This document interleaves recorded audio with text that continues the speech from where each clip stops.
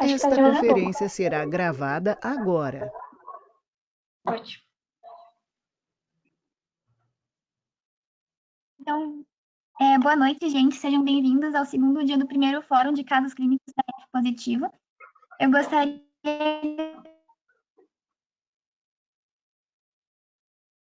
a todos que estão presentes aqui hoje. Eu gostaria de agradecer também a quem está organizando esse evento, a Elô e a Maria Vitória. Vou pedir de novo para vocês deixarem seus nomes completos para validação do dia, menos as nossas convidadas especiais. Vou pedir para vocês deixarem os áudios aparecer e deixar a câmera desligada. Eu também gostaria de agradecer no PEC, que está representado hoje pela Maria Clara, e vão escrever os nossos casos clínicos. E agora eu vou passar a palavra para a Maria Vitória. Gente, deixa eu dar uns avisos rapidinho. Um último aviso. A gente vai ter um pós-questionário. Espera só um pouquinho, deixa eu colocar o slide aqui. Quer falar alguma coisa, Gabi? Só para reforçar esse slide, eu acho, que da presença, né, que teve gente que pediu no Insta agora, daí eu queria só falar isso, que o Bruno mandou falar. Que a presença está inscrito e permanecer até o final, pelo menos no dia de fórum. Quem ficou, por exemplo, na semana passada, já tem, até o final, tem 4 horas complementares já contabilizadas. Quem ficar mais hoje ganha 8. Quem só vir hoje ganha 4. E assim, gente. Depende de quantos eventos você for participar, né? Quantos dias. E vamos ter um formulário no final, você não precisa preencher obrigatoriamente ele, assim. É só para a gente ter uma avaliação de impacto, para a gente ver se a gente está indo no caminho certo e ajuda bastante a gente vocês preenchendo, porque senão a gente não tem muita noção se a gente está sério, se estão gostando e tudo mais. Então, preencham, vai demorar uns 2 minutinhos só para isso. Lembrando dos nomes, né? Coloquem os nomes completos, porque senão a gente não consegue validar a presença e tudo mais. E perguntas, façam as perguntas no chat. A doutora Angélica disse que pode fazer pelo áudio também, né? Sim. Só aviso para não ficar transpondo muito voz, assim, e tudo mais. E façam perguntas, porque é assim que a gente vai chegar num bom resultado para todo mundo. E acho que a Duda saiu agora, só ali apresentar a Duda, que é uma das organizadoras de hoje, e a Mavi, que a Débora citou antes. A Mavi agora eu vou chamar ela só para apresentar a doutora Angélica. Gente, boa noite. Hoje eu vou apresentar a nossa palestrante, a doutora Angélica Luciana Nau. Ela é formada em medicina pela Universidade Federal de Santa Catarina, em 2013. Recebeu o prêmio de melhor aluna do curso de medicina, residência médica em pediatria pelo Hospital Pequeno Príncipe em 2017, tirando o primeiro lugar no concurso de residência médica. Fez residência médica em gastroenterologia pediátrica também pelo Hospital Pequeno Príncipe em 2019. Fez um estágio no Departamento de Gastroenterologia Pediátrica Cincinnati Children's Hospital, nos Estados Unidos. Fez o primeiro lugar geral no concurso de medicina médica. Tem título de especialista em pediatria pela Sociedade Brasileira de Pediatria em 2017. Também tem o título de especialista em gastroenterologia pediátrica e possui artigos publicados nas áreas de neurologia, medicina coletiva, pediatria e gastroenterologia. Seja bem-vinda, doutora. Obrigada. Queria agradecer pelo convite de vocês, é bem legal estar aqui. Eu gosto bastante dessa interação, gosto bastante desse processo de ensinar, de aprender. E hoje eu quero apresentar para vocês uma estrutura assim, de raciocínio clínico e eu vou precisar bastante da ajuda de vocês, tá? É um caso bem interativo, então, se vocês puderem ir escrevendo ali no chat as opiniões de vocês, as dúvidas, as hipóteses, enfim. Se só eu ficar falando, vai ficar muito chato, tá? Então, vai ser bem legal se vocês participarem bastante, porque o objetivo aqui é tentar da melhor forma possível, que seja o mais prático possível para vocês, né? Já que vocês não estão tendo essas atividades práticas no hospital, mas então vamos tentar fazer um raciocínio clínico, vamos tentar pensar nesse caso como se a gente estivesse diante do paciente. Então, eu preciso da ajuda de vocês, tá bom? Eu vou aqui te tornar uma apresentadora, tá bom? Tá. Uhum. Que daí você pode.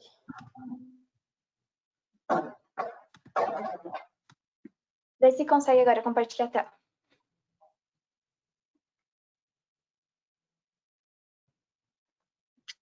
Beleza. Deu certo? Certinho. Uhum. Tá, deixa eu só... Peraí, deixa eu só puxar isso aqui para cá.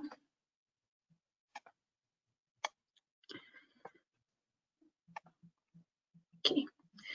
Vocês estão conseguindo ver bem a tela? Tá tranquilo assim para enxergar? Tá bem tranquilo, aham. Tá. Bom, posso começar então? Fica à vontade. Eu vou apresentar um caso de uma coisa muito recorrente na pediatria, muito comum, e que todos os médicos precisam saber, não é só uma situação pediátrica, né? É uma situação pediátrica, mas que qualquer pessoa que vá atender na unidade de saúde, num pronto atendimento, ou se tiver alguma criança com essa situação em casa ou na família, tem que saber. Só não estou conseguindo... Peraí. Tá, então vamos lá. Ali embaixo, isso deu certo. Deu. Então vamos lá. Começando com a anamnese. Então, a identificação do paciente. Durante o caso também, gente, eu vou explicando algumas coisas básicas de anamnese, exame físico. Então, aqueles que talvez estiverem numa fase um pouco mais adiantada do curso, tentem ter um pouquinho de paciência e lembrar que a gente só faz uma boa medicina quando a gente tem uma base forte. Então, às vezes, a gente precisa revisar alguns critérios básicos, tá? Algumas coisas básicas. Então, vamos lá, identificação. Então, é um recém-nascido de CS, tem 4 dias de vida, masculino, branco, natural e procedente de Curitiba. E a informante é a mãe. Queixa principal é de amarelão. Então, vem essa mãe falando que o bebê está amarelo. História mórbida atual. Então, com 36 horas de vida, esse bebê iniciou com uma icterícia em face de progressão céfalo-caudal, ou seja, da cabeça para os pés, chegando até mãos e pés. Vocês querem saber mais alguma coisa dessa história? Ou tá bom para vocês a história mórbida atual?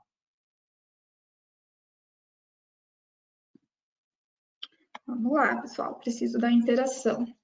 Ali, ó. A bilirrubina era direta e indireta.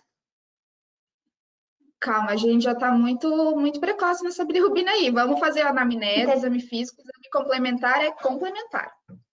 Se tem algum outro sintoma associado.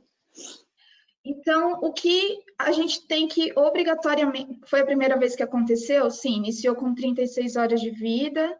Quanto tempo durou? Vamos falar sobre isso também. Então, vamos lá. O que eu gostaria de saber nesse caso? Primeira coisa que eu... Teve hipo, ou hipocolia ou acolia? Ou seja, cocô tá branco ou cocô tá corado? Então, vamos lá. O que é um cocô corado? Isso é um cocô corado normal de criança, amarelinho ou verdinho, tá? Sem sangue. Isso é hipocolia.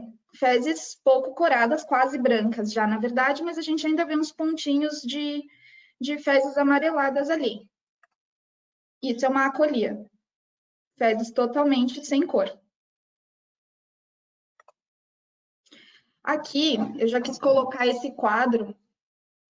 Esse quadro existe na carteirinha de criança. Não assim, mas um quadro, um desenho com as cores que preocupam nas fezes. Tem na caderneta de saúde da criança.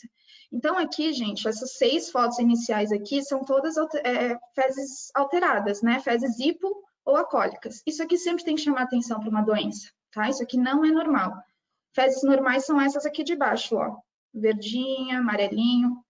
Tá. Vocês conseguem ver a minha flechinha apontando ali? Sim, Sim. Tá, beleza. Tá, ó, aqui o pessoal perguntando se teve mecônio, eu já vou responder também.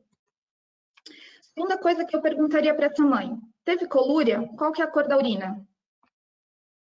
Colúria é urina pigmentada, então aqui à esquerda a gente tem uma urina normal e aqui nós temos uma urina pigmentada, uma colúria. Eu perguntaria ainda, teve febre? Teve prurido? Como é que a gente vê prurido num bebê de 4 meses? É bebê irritado, que fica se escoriando, né? Mas, em geral, um bebê irritado. Teve algum tipo de sangramento, seja pelo trato digestivo, seja em alguma outra parte de mucosa, seja na pele, na urina. Teve vômitos, teve diarreia, enfim, a gente poderia até perguntar outras coisas, mas aqui eu quis destacar hipoiacolia e acolúria, tá? A gente sempre tem que perguntar isso quando a criança vem ictérica, além da febre também. História mórbida pregressa e antecedentes ginecológicos, que vocês perguntaram. É uma mãe que teve 2 gestações, 2 partos normais, não teve nenhuma intercorrência pré-natal, sorologias pré-parto todas negativas. Foi um parto com fórceps, um período expulsível difícil, prolongado, por isso que o bebezinho teve que ser extraído por fórceps. Mas foi um RN termo, 39 semanas, lembrando, né, que prematuro é abaixo de 37 semanas. Então, RN termo, 39 semanas, adequado para a idade gestacional, com peso de nascimento 3.250 gramas, 50 centímetros e um perímetro cefálico de 42. O Apgar dele, aqui agora eu preciso que vocês me respondam, tá? No primeiro minuto, o Apgar dele foi o seguinte: tinha uma frequência cardíaca maior que 100, estava chorando forte, tinha flexão de braços e pernas, uma cianose de extremidades e estava espirrando. Qual que é o Apgar dessa criança? E no 5º minuto, uma frequência cardíaca maior que 100, chorando forte, ativo, corado e com espirros. Qual que é o Apgar no 5º minuto? Vou dar um tempinho aí para o pessoal responder.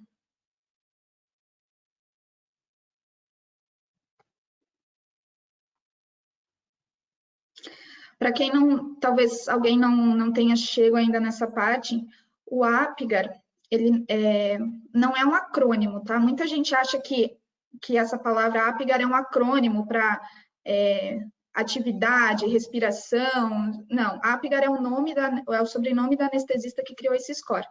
Aí ela criou esse score para avaliar o prognóstico da criança. Então, dependendo de como a criança nasce, no 1º e no 5º, a gente dá essa pontuação no 1º e no 5º minuto e a gente tem um prognóstico neurológico da criança.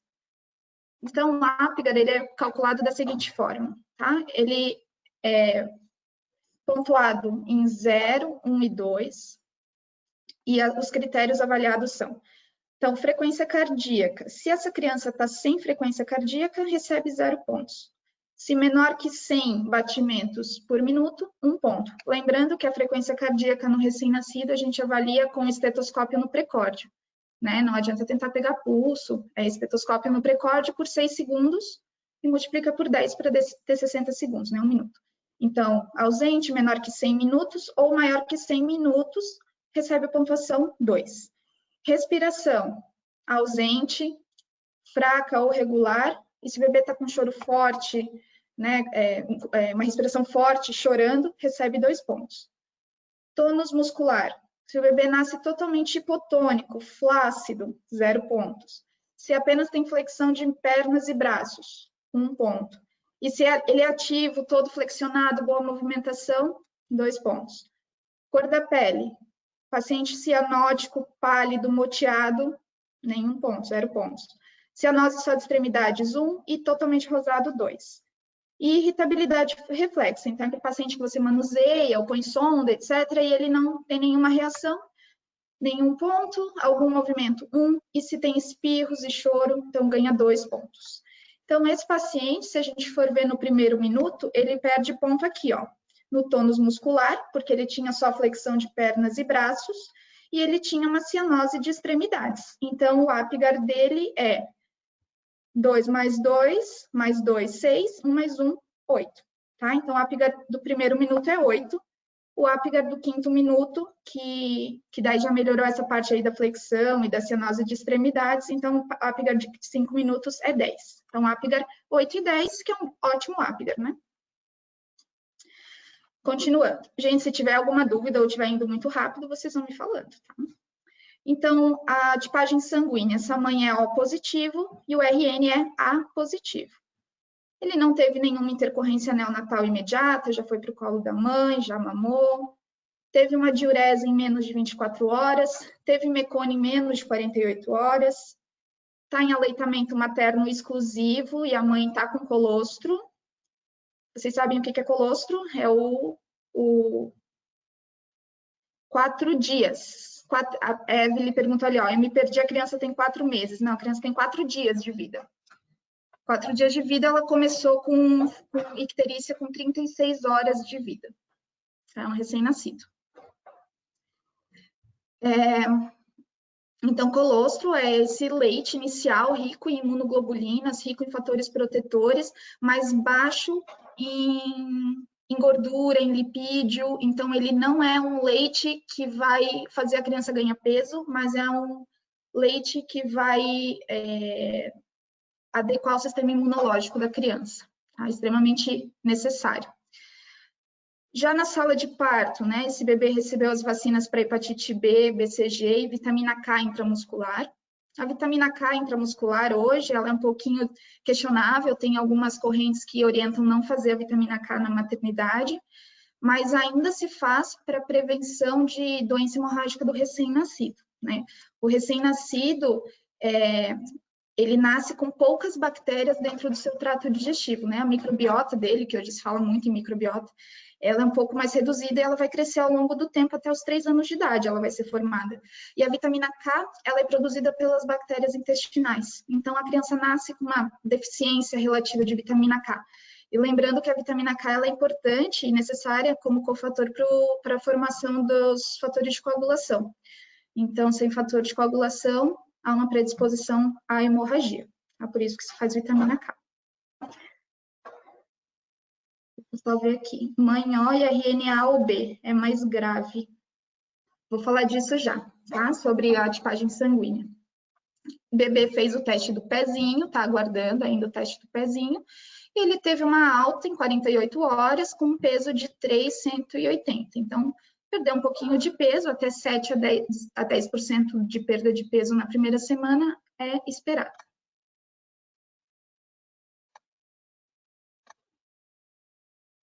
E agora o interrogatório sobre os diversos aparelhos e sistemas. Não sei se é assim que vocês falam, mas na UFSC a gente aprendeu assim. Então, o bebê regurgita após todas as mamadas, é uma queixa da mãe, né? Que mama e regurgita, volta o leite. A mãe também queixou que tinha um pouquinho de sangue no coto umbilical e o bebê chora muito à noite. Dorme o dia inteiro, mas à noite chora e os pais não conseguem descansar.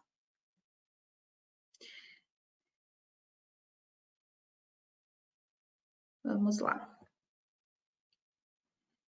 Agora, qual que é a hipótese diagnóstica sindrômica para essa criança, pessoal?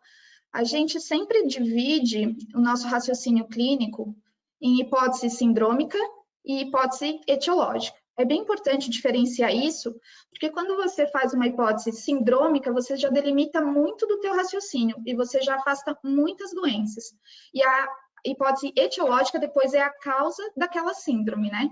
Então, qual que é a hipótese diagnóstica sindrômica para esse paciente?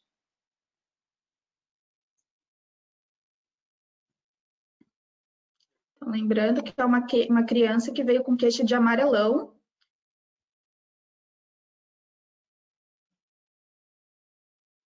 Achei comentário ali no chat. Isso aí, isso mesmo. O pessoal tá falando aí, ó, síndrome ictérica, icterícia neonatal, isso mesmo. Então, esse bebê tem uma síndrome ictérica. Isso aí. Vamos lá, então. Um pouquinho de fisiologia. Vocês conseguem enxergar aqui o esquema? Eu quero tirar essa parte aqui. Ai. Sim, Então, gente, o que é icterícia, né? Icterícia é a pigmentação de pele e de mucosas por um pigmento chamado bilirrubina. O que é a bilirrubina? Como é que se forma? Então, as nossas hemácias, né, quando elas ficam velhas, quando elas ficam senescentes, que isso acontece mais ou menos com 120 dias, né, que as hemácias estão circulando no nosso organismo, então elas vão para o sistema retículo endotelial, que basicamente é fígado e baço, né, são locais em que há uma atividade fagocítica macrofágica importante, ou seja, as células vão fazer uma lise, né, uma hemólise dessas hemácias e vão destruí-las para que elas sejam formadas, para que os produtos dessa hemólise sejam utilizados para a formação de novas hemácias, né? Então, essas hemácias vão até o sistema retículo endotelial, são destruídas, e nessa destruição é formado um pigmento chamado biliverdina, que por sua vez vai originar depois a bilirrubina. Essa bilirrubina que está circulando no nosso organismo, né? Ela sai do baço, sai do fígado e vai para a corrente sanguínea, ela é chamada de bilirrubina indireta ou não conjugada. Essa bilirrubina não conjugada, ela não é hidrossolúvel, ela não pode ser carreada no organismo, ela não pode circular no nosso sangue livremente, ela precisa estar acoplada à albumina, tá? Então, só com albumina, o complexo bilirrubina e albumina, então consegue circular no nosso organismo. Essa bilirrubina indireta, então ela entra no fígado, né? A nossa volemia passa pelo fígado, né? Então esse complexo chega no fígado, chega dentro do hepatócito, entra no hepatócito por um processo chamado de captação, e dentro do hepatócito ela vai sofrer um processo chamado de conjugação. A conjugação é a transformação de bilirrubina indireta, ou bilirrubina não conjugada, em bilirrubina direta, ou bilirrubina conjugada, tá? Esse processo, ele é bastante complexo, ele é feito por uma enzima que chama uridilglicuronil transferase, UDP, se vocês quiserem resumir, UDP. E essa enzima, então, coloca um radical ali que converte a bilirrubina indireta em bilirrubina direta. Tá? Esse processo, como ele consome muita energia, ele é chamado de etapa limitante. Não sei se vocês já devem ter ouvido esse termo. Etapa limitante sempre é a etapa de qualquer processo metabólico que consome mais energia e é onde mais pode dar problema, tá? Então, é por isso que existem muitas e muitas doenças que afetam exatamente a parte da conjugação da bilirrubina. Bom, uma vez conjugada, então, essa bilirrubina vai ser excretada do hepatócito e o processo de excreção também é um processo que pode ter inúmeras falhas, porque exige uma enorme concentração de transportadores, transmembrana, tudo. Então, essa bilirrubina ela é excretada do hepatócito e ela vai para a via biliar. E aí, a via biliar chega aqui, né, nos ductos hepáticos, colédoco, e vai até o duodeno, até a segunda porção duodenal, onde desemboca na papila, tá? E dali, a bile vai para o intestino. A bile chegando no intestino, vai, além de ajudar na absorção de lipídios, ela vai dar coloração às fezes, ela vai ser metabolizada dentro do intestino e vai originar esterco bilinogênio, que vai para as fezes, então por isso que as fezes são coradas, quando existe o trânsito de bilirrubina dentro do intestino, e ela também vai ser quebrada e uma parte reabsorvida e vai para a urina, né, que é chamado de urobilinogênio. Deixa eu falar da circulação interhepática, antes que eu esqueça aqui. O que é circulação interhepática? É a circulação sanguínea de qualquer produto que esteja no intestino e volte para o fígado. A circulação interhepática é muito importante na farmacologia, porque existem muitos medicamentos que precisam dessa circulação interhepática para fazer a segunda passagem pelo fígado, né? Então, elas entram no trato digestivo e são reabsorvidas e vão até o fígado novamente. Mas no caso da bilirrubina também é muito importante.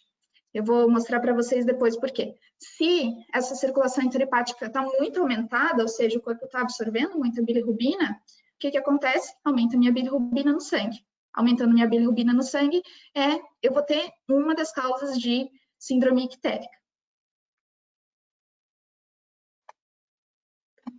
Vou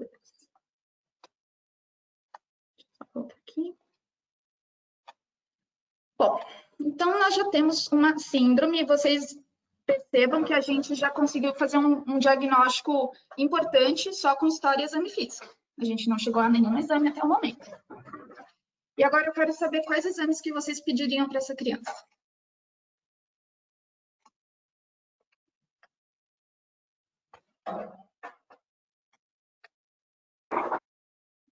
Isso aí. Evelyn tá arrasando, tá acertando todas.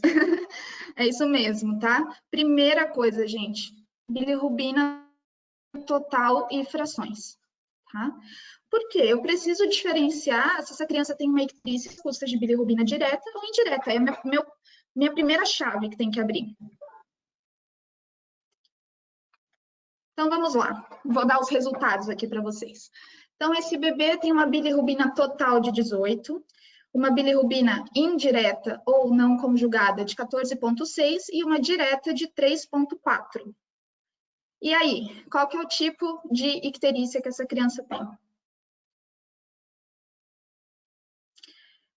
Icterícia hemolítica? Pode ser.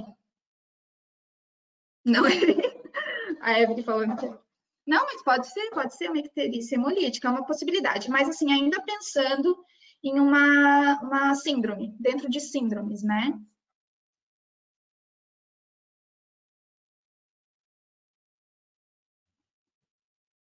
Hiperbilirubinemia indireta. Isso aí, é isso mesmo, tá? Na verdade, não, uma icterícia não colestática, não é uma colestase, eu já vou explicar o que é colestase.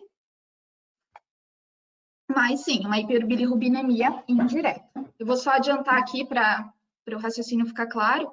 A colestase é o distúrbio de progressão da bile, né, que pode ter inúmeras causas. Uma vez que o que existe na bile é bilirrubina direta, né, e não indireta, mas sim direta, então a colestase ela é às custas de bilirrubina direta, né?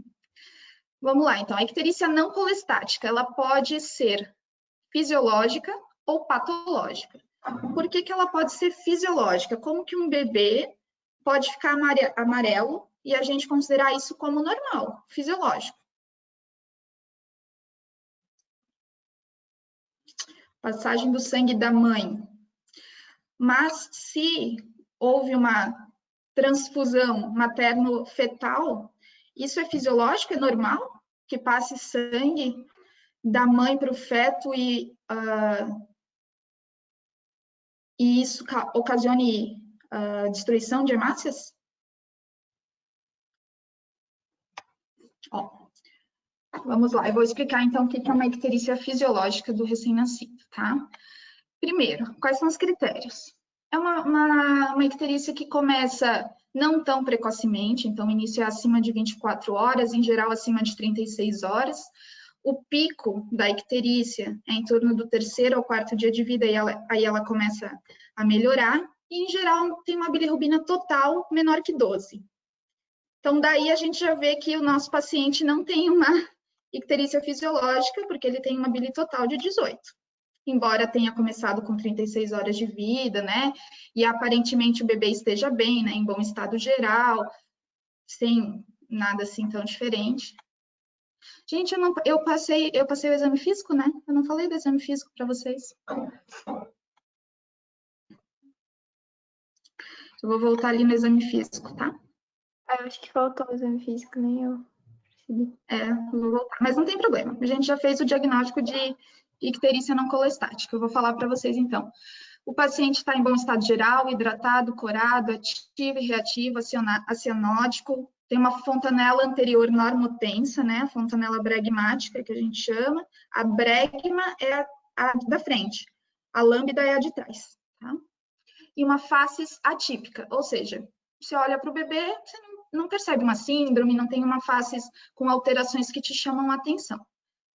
É um bebê eupneico. O que significa um recém-nascido ser eupneico? Qual que é o limite de frequência respiratória?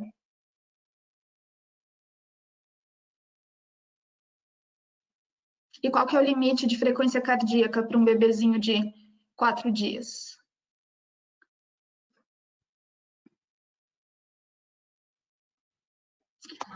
Então, seguindo a tabelinha do Paus, uma frequência cardíaca, né, para um recém-nascido até 3 meses, vai aí, ó, de 80 a 160, né? E, peraí, deixa eu passar isso aqui para cá. A frequência respiratória, então, de mais ou menos 30 até 60. Então, a gente considera taquipneia uma frequência respiratória acima de 60 no recém-nascido, né? No bebê até 3 meses, recém-nascido até 28 dias, mas no bebê até 3 meses, a gente considera taquipneia até 60 e uma taquicardia até 160.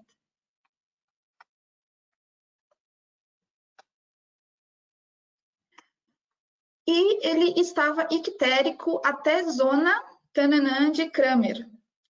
Ele é um bebê que está com icterícia até pés e mãos. Qual que é a zona de Kramer dele, que é a classificação de Kramer para a icterícia dele?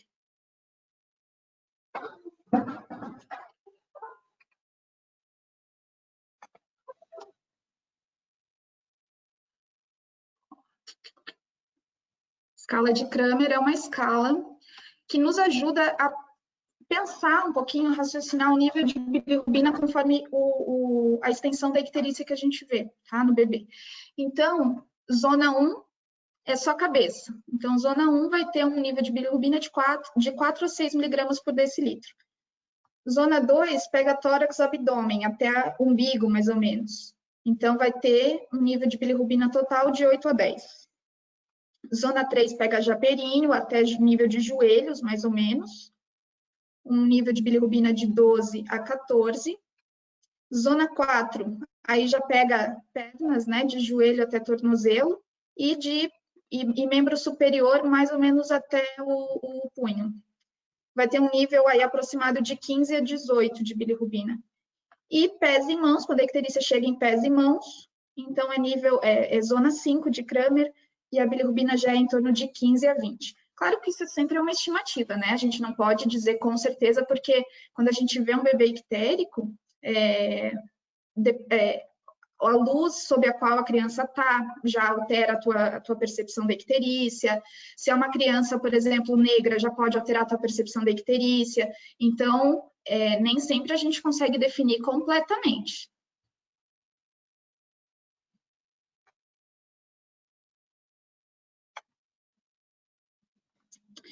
Vamos lá.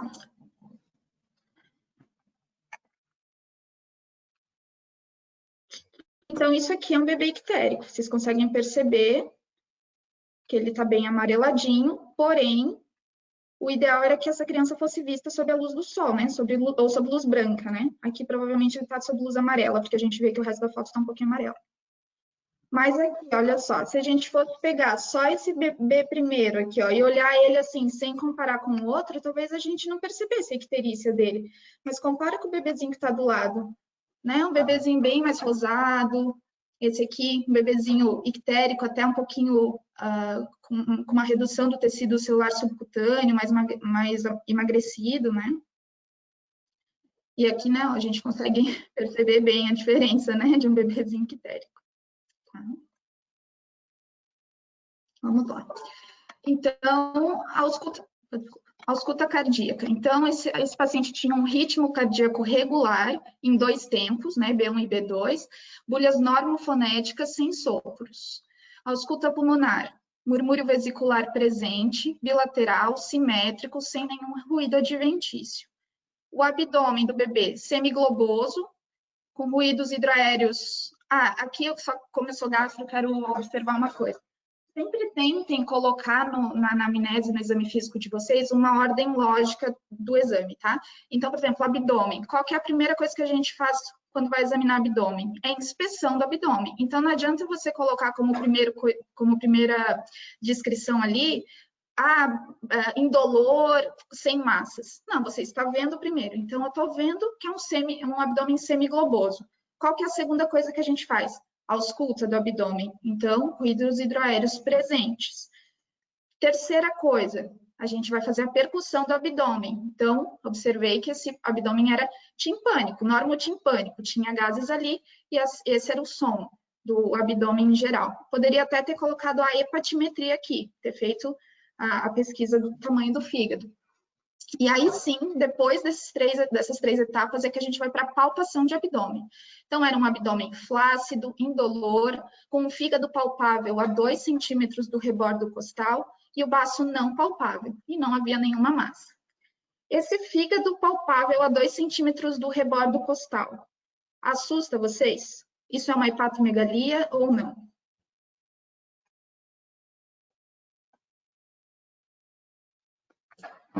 Eu assumo que eu não sei a certinha hepatomegalia para criança, assim, eu tenho... Você pode explicar? Sim, então, para bebê recém-nascido, até 2, 3 meses, a gente considera normal um fígado palpável até 3,5 centímetros, tá? Na linha axilar média aqui, né?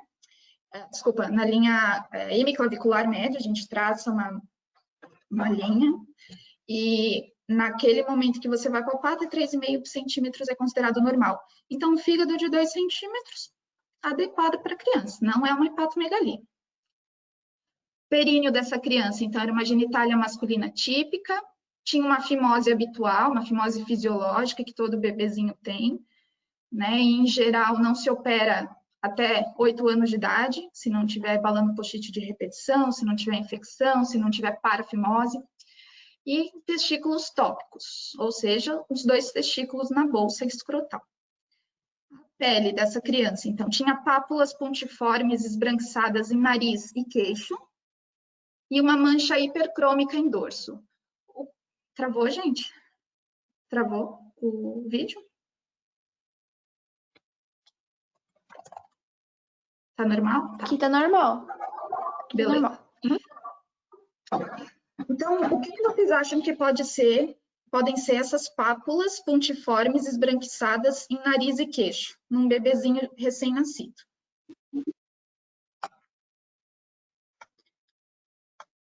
Isso aqui, ó. O que são essas lesões aqui? Esqueci o nome, mas é normal. É como se fosse uma acne. Isso, o nome disso é milia ou milium, tá? Com o M no final. É só um acúmulo de gordurinha mesmo na pele. É normal, não tem que fazer nada, não tem que espremer, não tem que fazer nada. Tá? Só deixar que isso vai saindo com o tempo. E essa mancha hipercrômica em dorso? O que vocês acham que pode ser? Isso aí. Mancha mongólica. Isso é uma mancha hipercrômica em dorso, isso não é um hematoma, não é criança que apanhou, nada disso. Isso é uma mancha mongólica e ela está relacionada à miscigenação de raças. Então, no Brasil é muito comum mesmo a gente ter crianças com mancha mongólica. Com o tempo isso vai melhorando, tá? É sempre importante explicar para os pais, porque às vezes o pai, por exemplo, o pai não estava no momento do parto, aí vai pegar o bebê depois e vê que tem uma mancha ali, daí acha que alguém pode ter machucado a criança. Então, estou chamando a atenção para isso também, para que vocês saibam orientar os pais depois. Isso mesmo, a Evelyn falou, isso é familiar e de raça, isso é miscigenação de raças. Os reflexos, né? Então, a gente tem que avaliar também o desenvolvimento neuropsicomotor dessa criança. Então, ele tem os reflexos habituais para uma criança dessa idade, que é o reflexo de busca, ou seja, se você faz estímulo, né, na bochecha, então você estimula aqui, ele vira para esse lado, você estimula aqui, ele vira para esse lado. Estímulo de busca, estímulo de sucção, que é um estímulo que vai se manter, um reflexo que vai se manter até a vida adulta. Reflexo de extrusão, então é o reflexo de colocar a língua para fora, né, querer fazer assim. Reflexo de Moro, é aquele paciente que quando estimulado, quando você dá um susto, ele faz uma hiperextensão dos braços, um tremor, assim, também, esse é o movimento de Moro. O reflexo tônico cervical assimétrico, reflexo tônico cervical assimétrico é você lateralizar a cabeça da criança e ela fazer uma reação de extensão do braço para o mesmo lado e flexão do outro braço, tá? Isso é reflexo tônico cervical assimétrico ou reflexo do esgrimista, porque faz esse movimento, essa pose de esgrimista. Preensão palmo-plantar, faz estímulo de mão, estímulo de palma e a criança prende. Babinski é um reflexo que no adulto e na criança maior ele é patológico, né? Um sinal de neurônio motor, de segundo neurônio motor. Mas no recém-nascido ele é fisiológico, tá? Então é no pezinho, né, da criança, finge que esse aqui é o pezinho. Você faz um movimento que vai do quinto dedo para o primeiro dedo. Esse movimento aqui, você estimula essa área do pezinho e ele faz uma hiperflexão dos dedos. e o reflexo de Gallant, que é um reflexo em que você estimula a região paravertebral, você vira a criancinha de barriga para baixo, ela deita de barriguinha para baixo, e você faz um estímulo paravertebral, você passa o dedo ali e ela se contorce para aquele mesmo lado que você fez o estímulo. Então, todos esses são normais, o neurológico da criança está preservado. Horoscopia. Então, essa criança tinha pequenos cistos mucoides esbranquiçados na cavidade oral, né, em palato. Otoscopia normal e olhos normais. Então, ela tinha esta lesão em palato. O que são essas duas lesõezinhas no palato da criança?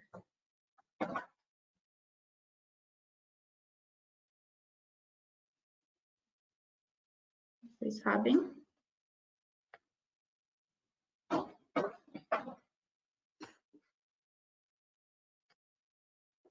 Cística é uma lesão, de certa forma, cística, mas tem um nome para isso. Cândida. Isso, cândida seria uma placa esbranquiçada, geralmente na língua, que você tenta raspar com a espátula e geralmente não sai. Cristiane falou pérolas, isso mesmo. Não é rubéola, não é sinal de... Oh, gente, agora esqueci. Daqui a pouco eu lembro. Estomatite? Não. Não é Forchheimer. Oh, meu Deus, me fugiu agora o epônimo. Koplik, isso. Não são manchas de Koplik. Não são manchas de Koplik. Isso chama pérola de Epstein. Eu vou escrever aqui no chat para vocês saberem. Pérolas de Epstein. Não é Epstein, igual Epstein-Barr, vírus Epstein-Barr. É Ep com P, tá? Pérolas de Epstein. Isso é só um acúmulo mucoide no palato, não tem nada o que fazer, não dói, é fisiológico, faz parte do desenvolvimento do bebê, vai passar. Não é uma lesão, tá? Coloquei aqui também para chamar a atenção. Porque são coisas que a gente acha no exame físico da criança e às vezes a gente acha que é doença. E aí a gente começa a dar um monte de rótulo e um monte de doença para um bebê que não tem essas doenças, né? Então, por exemplo, eu fiz questão de colocar ali que ele tem fimose. Por quê? Porque todo bebê tem fimose quando nasce. Pérolas de Epstein não é lesão, não é doença, tá? Então, vamos focar no que a criança de fato tem de doença. Isso não é. Bom, então nós já falamos ali que ele tem uma icterícia não colestática, uma síndrome ictérica e uma icterícia não colestática às custas de bilirrubina indireta. Falei sobre a icterícia fisiológica, que é aquela que não é tão precoce, que não é tão acentuada, bilirrubina abaixo de 12. Agora, a icterícia patológica. Quando é que a gente considera uma icterícia patológica? Em primeiro lugar, qual que é a grande preocupação que a gente tem com uma bilirrubina indireta aumentada na criança? Por que a gente precisa fazer esse diagnóstico e fazer esse tratamento? Nossa, estão demais, gente, é isso mesmo. Kernícteros, né? Kernícteros é na verdade, o kerníctero já é uma fase avançada da encefalopatia bilirrubínica. A encefalopatia bilirrubínica, ela é a impregnação do tecido cerebral, do tecido neuronal pela bilirrubina. E isso vai fazer alteração cognitiva, alteração neurológica na criança. Isso mesmo, pode causar encefalopatia aguda, exatamente. A encefalopatia bilirrubínica, geralmente ela é dividida em 3 fases, então a primeira fase é um bebê que não consegue mamar direito, tem muito choro, e vai progredindo até que fique um paciente com hipertonia, né, e com alteração motora e cognitiva muito graves, que aí sim é chamado de kernícteros, né, até evoluindo com crises convulsivas e tudo. Então, o risco é esse, encefalopatia bilirrubínica, que evolui para um kernícteros. Então, a hiperbilirrubinemia patológica, né, icterícia patológica, então ela é precoce, geralmente ela começa antes de 24 horas, porém não só, então não pensem que uma icterícia patológica que começou com 36, 48 horas de vida, que uma icterícia que começou com 48 horas de vida vai ser fisiológica, nem sempre, né? Então a gente tem que avaliar no conjunto dos sinais e sintomas. Em geral, uma bilirrubina total acima de 12. E quais são as causas, então, de uma icterícia patológica? Uma icterícia por bilirrubina indireta patológica. Me digam aí 2, 3 causas de hiperbilirrubinemia indireta na criança. Gilbert, síndrome de Gilbert ou Gilbert, Incompatibilidade materno-fetal, sim.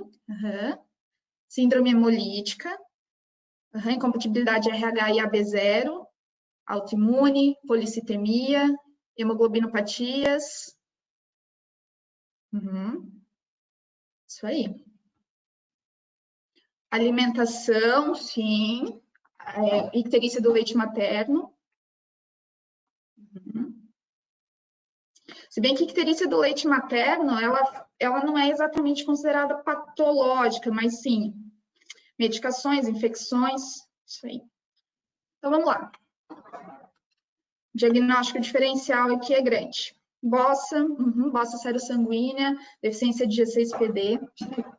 Então, vamos lá, doenças hemolíticas. Então, lembrando, como eu coloquei lá no início, né, do metabolismo da bilirrubina, a bilirrubina, ela deriva da degradação da hemácia. Então, se eu tenho doenças que fazem com que a hemácia degrade mais facilmente, ou em maior quantidade, ou mais rapidamente, eu vou ter uma liberação de pigmento bilirrubínico muito maior. As doenças hemolíticas podem ser imunes. Então, por exemplo, incompatibilidade RH, incompatibilidade AB0, ou por antígenos irregulares, que é antígeno de Kell. Não vou me deter muito nessa parte dos antígenos irregulares. Elas podem ser enzimáticas, então deficiência de G6PD. A G6PD, né, a glicose 6-piruvato desidrogenase, ela é uma enzima que protege a membrana do eritrócito, né, da hemácia. Em algumas situações de estresse oxidativo, uso de medicamentos, baixa tensão de oxigênio, doenças metabólicas que alteram o funcionamento do organismo, numa criança que tem deficiência de G6PD, não consegue manter a estabilidade da membrana do eritrócito, vai ter mais hemólise. Então, alterações da piruvato quinase e da hexoquinase, tá? Doenças um pouquinho mais raras. Doenças hemolíticas relacionadas à membrana, né, do eritrócito, da hemácia, por exemplo, uma esferocitose. A esferocitose, ela é uma doença em que há um acúmulo de hemoglobina dentro da hemácia e ela fica bem redondinha, bem avermelhada e não aparece aquela parte branca dentro da hemácia, que é a ausência de núcleo, né? Então, a hemácia fica bem vermelhinha na hematoscopia. E as hemoglobinopatias, como a alfa-talassemia, por exemplo. Outras causas, então, de icterícia são as adquiridas, infecções, sepse, infecção urinária, vírus, doenças virais, né, infecções virais. Coleções sanguíneas extravasculares. Então, como foi falado, cefalohematoma, equimoses, hemorragia intracraniana, vai ter um acúmulo de sangue, esse sangue vai hemolizar e vai liberar a bilirrubina. Policitemia. O bebezinho, ele nasce com uma policitemia, né? Policitemia é o aumento da concentração de hemácias, né, no nosso soro. Então, todo bebê nasce já policitêmico, né? A hemoglobina, se a gente for fazer um hemograma, o hematócrito, a hemoglobina do bebê é alta. Hemoglobina de 18, hematócrito de 40, 43, enfim. Mas os bebês que são pequenos para a idade gestacional têm mais policitemia. RN de mãe diabética também. Transfusão feto-fetal, ou seja, às vezes tem gestação gemelar que um bebê consome hemácia do outro. Ou materno-fetal também, né? Transfusão pela placenta de sangue da mãe para o bebê. E clampeamento muito tardio do cordão umbilical. A gente sempre orienta não antecipar o clampeamento do cordão, é importante, né? Que se mantenha ali alguns minutinhos com o cordão, depois que o bebê nasce, com o cordão íntegro, mas um clampeamento extremamente tardio também vai fazer passagem excessiva de sangue para esse bebê e pode fazer uma hiperbilirrubinemia. Circulação interhepática aumentada, foi aquilo que eu falei, quando a bilirrubina chega dentro do intestino, ela é reabsorvida para a circulação e vai até o fígado novamente. O que pode aumentar a circulação interhepática? Anomalias gastrointestinais, por exemplo, uma estenose hipertrófica do píloro, né? Ou uma outra obstrução, uma atresia duodenal, alguma coisa que faça uma anomalia do trato digestivo. O jejum prolongado, né? O corpo vai tentar absorver mais coisa ali. e uma oferta inadequada de leite materno. Então, por isso que alguém falou, acho que a Evelyn falou, da hiperbilirrubinemia do leite materno, da icterícia do leite materno, tá? Ou do aleitamento materno, na verdade. A icterícia do aleitamento materno é justamente quando há uma dificuldade, um problema no aleitamento materno, essa criança está recebendo pouca oferta, não suga direito, não tem uma pega boa, e isso vai fazer com que ela tenha como se fosse uma alteração funcional do trato digestivo que vai aumentar a circulação enterohepática, vai absorver mais bilirrubina que está dentro do lumen intestinal e vai aumentar a bilirrubina sérica. E deficiências na conjugação da bilirrubina indireta. Então, lembrando que a conjugação é a etapa limitante do processo, é uma etapa que consome muita energia, então é muito fácil de ter problema ali. Tá? Então, o hipotireoidismo congênito vai consumir muita energia para a conjugação de bilirrubina indireta e indireta. Síndrome de Gilbert, a síndrome de Gilbert, então, é uma deficiência relativa daquela enzima uridiltransferase. A síndrome de Crigler-Najjar tipo 1 e 2, que também são deficiências dessas enzimas, só que um pouquinho mais graves. E a icterícia pelo leite materno. Aí, aqui a gente não está falando mais de aleitamento materno, mas sim de leite materno. O que acontece na icterícia do leite materno? O leite materno tem uma enzima que chama beta-glicuronidase. A beta-glicuronidase, quando ela chega lá no intestino, ela desconjuga a bilirrubina. Lembra que a bilirrubina chega no intestino na forma direta. E aí, a beta-glicuronidase chega lá, quebra essa bilirrubina direta e forma a bilirrubina indireta, que é reabsorvida pela circulação enterohepática. Então, o leite materno é rico nessa enzima, vai aumentar a produção de bilirrubina indireta. Então, as icterícias relacionadas ao leite da mãe podem ser duas, do leite materno ou do aleitamento materno, mas a fisiopatologia é totalmente outra, né? São totalmente diferentes. Vamos lá, deixa eu reduzir aqui um pouquinho.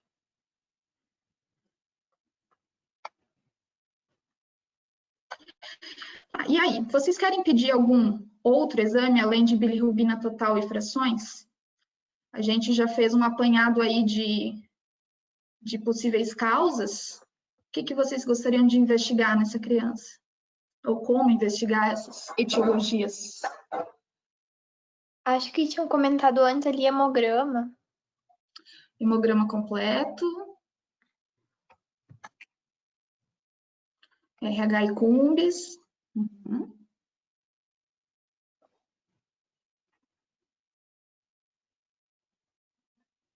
Sorologias, dependendo da compatibilidade dos pais, sorologias. Uhum. Hipotireoidismo congênito, pesquisaria T3, T4 e TSH. Uhum.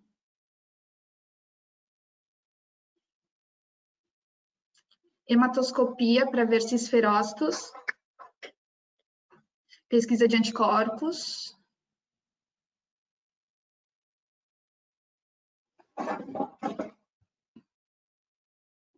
Reticulócitos, resultado do teste do pezinho. Show. Isso aí. Vocês estão muito show, galera. Então, vamos lá. Hemoglobina, hematócrito, hematoscopia e reticulócitos. Todos esses vocês falaram, excelente. Aqui, ó, que eu falei dos esferócitos, né? Eu trouxe uma lâmina aqui para vocês verem. Essa é uma hemácia normal, anucleada. Vocês estão vendo que ela tem o centro branquinho, né? E essa é uma hemácia esferócita, é um esferócito, né? Tem uma concentração de hemoglobina mais importante, a gente não consegue ver o branquinho da parte anucleada. Só um exemplo aqui para vocês. Reticulócitos. Por que a gente tem que dosar reticulócitos? O que são os reticulócitos?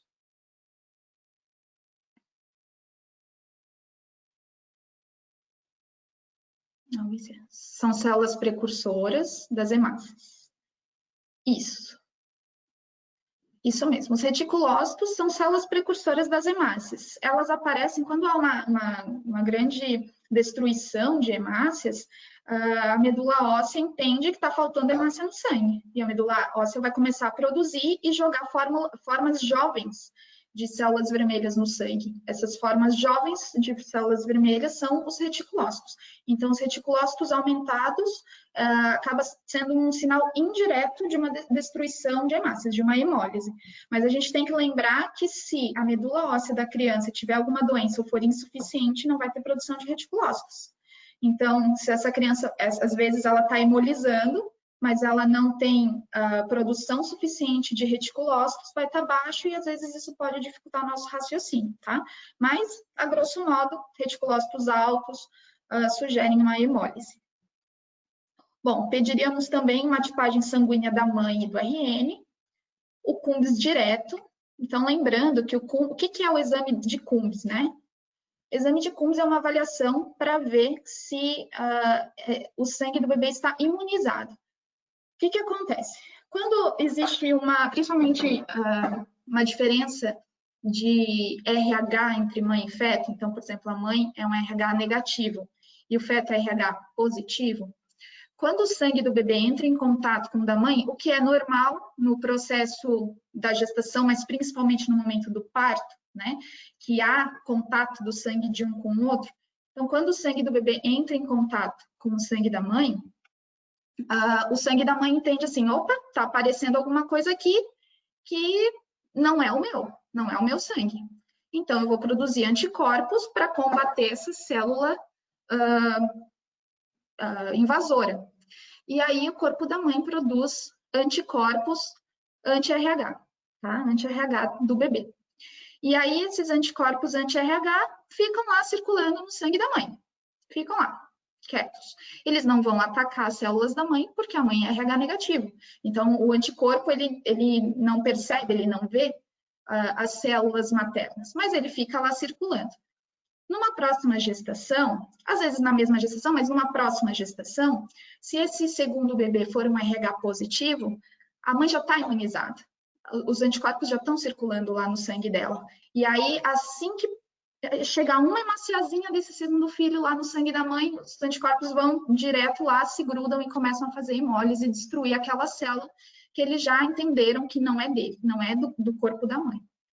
Então, geralmente, o problema da incompatibilidade RH é em relação ao segundo filho, mas às vezes pode ser do primeiro mesmo, dependendo de como a gestação se processou, se teve algum sangramento, alguma coisa, já o primeiro filho pode ter hemólise por incompatibilidade RH. E aí, como é que a gente faz para testar isso, né? Então, a gente faz o Coombs direto. O Coombs direto é no sangue do bebê.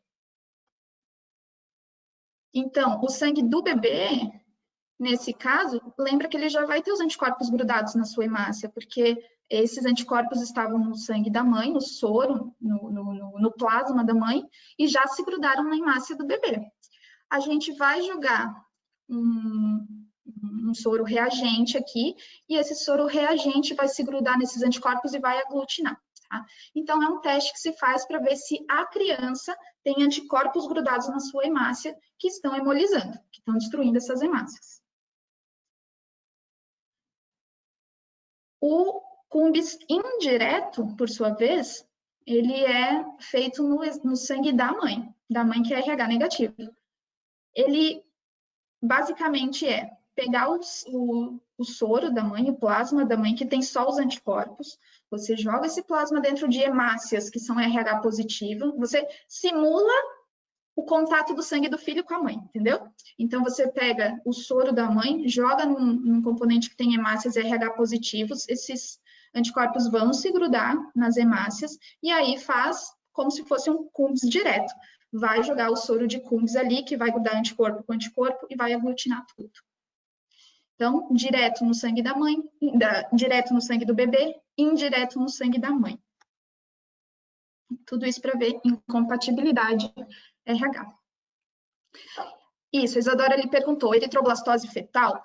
Sim, a eritroblastose fetal, ela é uma doença mais grave decorrente da incompatibilidade RH, né? Ou AB0, mas em geral RH. A incompatibilidade AB0, ela é muito mais comum, só que ela é muito mais leve. E às vezes não causa sintoma nenhum, e a tendência é que de um filho para o outro até melhore, sabe? Assim, as manifestações clínicas.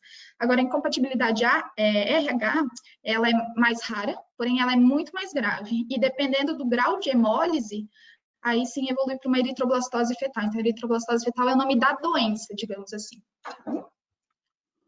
Dosagem de G6PD, que é aquela enzima protetora da membrana eritrocitária, como eu falei. Avaliação de hipotiroidismo. A gente não pede T3, T4 para criancinha recém-nascida, tá? A gente faz o teste do pezinho que dosa o TSH.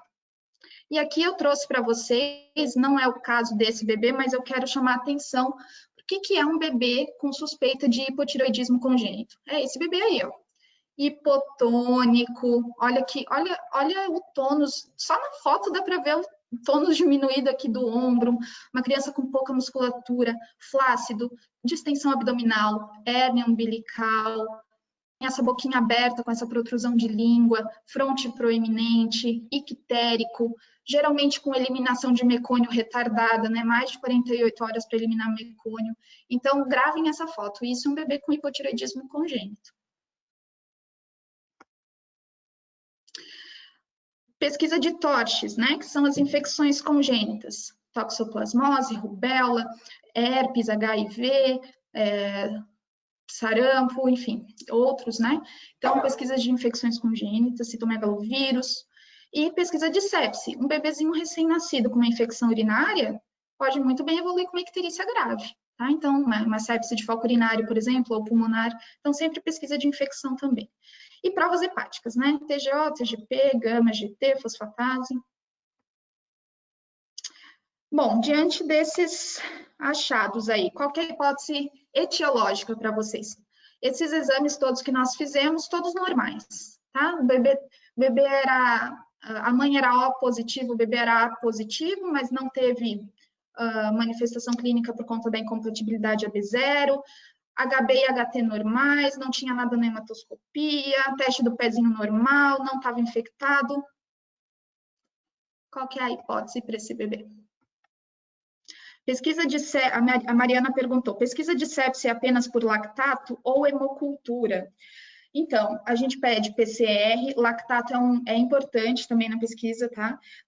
Hemocultura é essencial na pesquisa de sepse, não existe a gente investigar qualquer infecção bacteriana sem hemocultura e sem uma urocultura também. E aí a gente tem outros parâmetros, né? Tem que pedir função renal, ureia, creatinina, a parte hepática, tá? Mas sim, lactato a gente pede, PCR também. Eritroblastose. Então, esse bebê não tinha incompatibilidade, né? Apesar de ter uma incompatibilidade AB0, mas igual eu falei, geralmente não é a AB0 não dá uma manifestação grave a ponto de dar uma eritroblastose fetal, né? Que é uma doença muito grave. E é um bebê que estava bem, em bom estado geral. Em geral, eritroblastose faz manifestações muito importantes. Isso, Amanda. Isso aí. Amanda matou a charada. Muito bem. Então, a Amanda falou, o uso de fórceps pode ter provocado trauma com formação de hematoma? Sim, eu justamente, de propósito, no exame físico não coloquei, tá? Uma coisa muito importante, que era o fato dessa criança ter um cefalohematoma. Então, vamos lá. O que é um cefalohematoma? Exato, eu não relatei, a Evelyn falou, não foi relatado no exame físico nenhum hematoma, eu não relatei de propósito, para ter o efeito surpresa. Tá? Mas assim, essa criança, ela nasceu com fórceps, teve um período expulsivo prolongado, difícil, né? E isso predispõe a tocotraumatismos, são traumatismos relacionados ao parto. Então, o que é um cefalohematoma? Cefalohematoma, ó, é uma coleção sanguínea subperiosteal, então eu já vou pôr uma foto ali, é abaixo do periósteo, ela se mantém, ela respeita as suturas do crânio, né? E demora semanas para reduzir isso aqui, mas é reabsorvido em algum momento. Acontece que, como é um acúmulo de sangue muito grande, aquilo ali vai hemolizar. Desculpa, deixa eu só ver ali. Qual exame excluiria a síndrome da icterícia por leite materno? Já vou falar, Luana.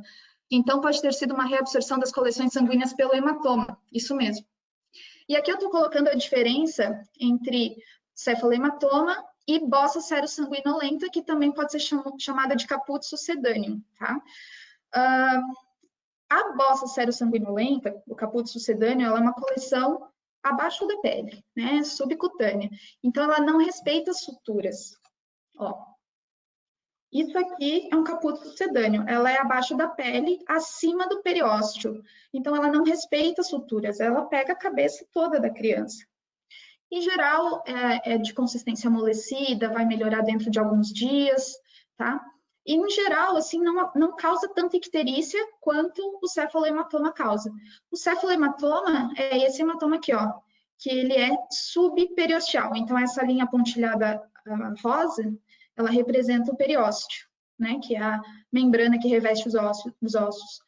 Então, o cefalohematoma é um pouquinho mais profundo, respeita as suturas, ó, se mantém ali na sutura, e, em geral, ele causa um pouco mais de icterícia.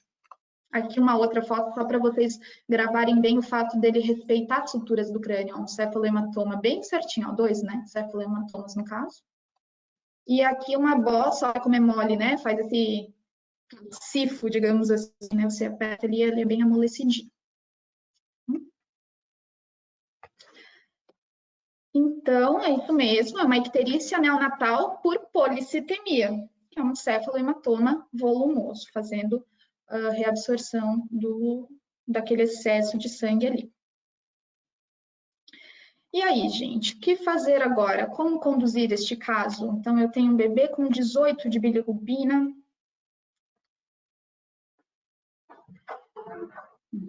A Evelyn colocou fototerapia. Então, vamos lá. Eu tenho duas opções. Deixa eu só ver uma coisa. Eu tenho duas opções, né? Esse bebê, eu posso não fazer nada, ou eu posso lançar mão ou de fototerapia ou de exossanguíneo transfusão. Eu não vou me deter muito aqui, porque o foco não é bem o tratamento, mas só para vocês saberem. Então, para eu saber se essa criança vai para a fototerapia, qual que é a estratégia de tratamento, eu tenho que seguir um gráfico que chama gráfico de Butani. Esse gráfico, ele é um gráfico que me indica a possibilidade, ou a probabilidade, ou o risco dessa criança evoluir para uma hiperbilirrubinemia prolongada, tá? Então, aqui no eixo X eu tenho as horas, né, de vida dessa criança, no eixo Y eu tenho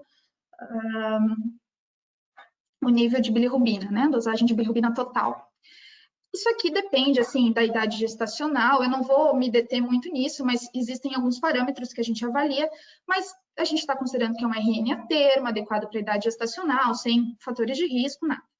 Então, é um bebê de 4 dias de vida, tem 96 horas de vida. Então, aqui estava com uma icterícia de uma bilirrubina de 18 e pouco. Então, se eu pegar 18 aqui, 15, 16, 17, 18, ele entra aqui, ó, acima da curva da zona de risco intermediário alto. Então, ele está já na zona de alto risco para uma hiperbilirrubinemia prolongada, ou seja, ele já tem alto risco para kernícteros, para uma encefalopatia bilirrubínica. O que eu vou fazer com essa criança? Eu vou pôr em fototerapia. O que é a fototerapia? É colocar a criança sob uma fonte de luz azul, e essa luz azul faz uma isomerização da bilirrubina, do pigmento, transforma esse pigmento que é tóxico para o cérebro em um pigmento atóxico hidrossolúvel que é eliminado pela urina, tá? Então, aos pouquinhos, vai transformando a bilirrubina e vai reduzindo o nível de bile.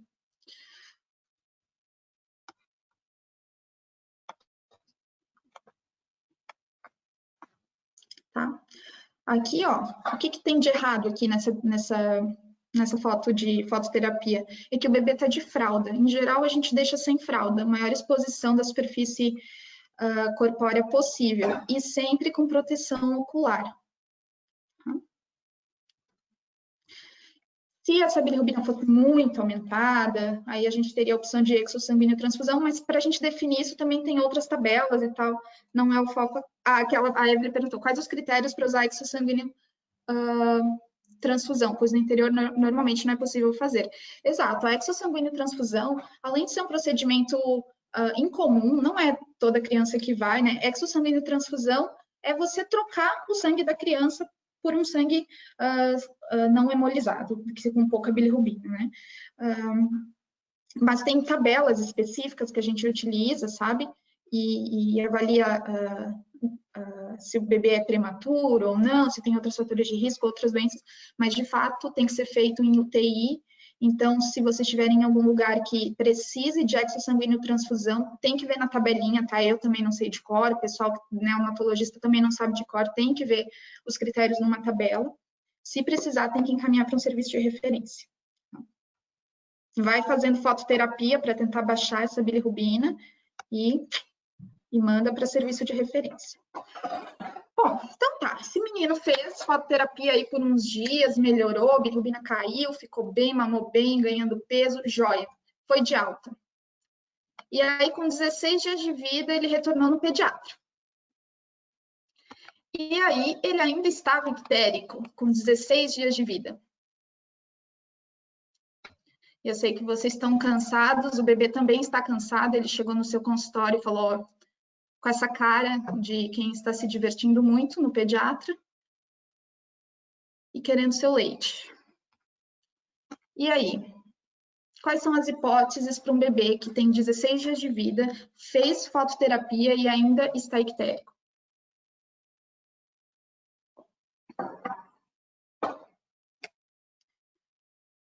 Icterícia residual?